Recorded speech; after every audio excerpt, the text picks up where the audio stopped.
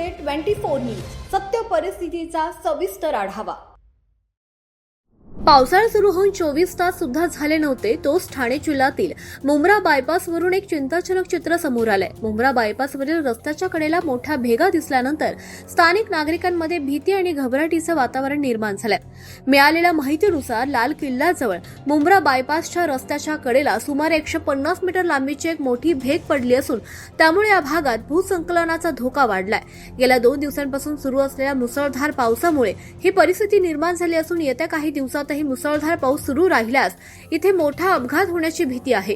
ज्या ठिकाणी ही भेग पडले त्या ठिकाणी विजेचे खांबही बसवलेले आणि खाली दाट लोकवस्तीचा निवासी भाग आहे। अशा परिस्थितीत जर भूसंकलन झालं तर जीवित आणि मालमत्तेच्या नुकसानीची शक्यता नाकारता येत नाही।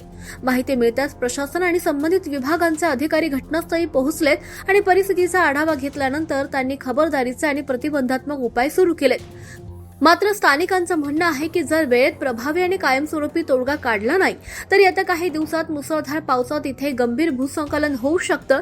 त्यामुळे या ठिकाणी वेळीच उपाययोजना करण्याची मागणी होतीये। महाराष्ट्र टुडे मराठीसाठी ब्युरो रिपोर्ट मुंब्रा।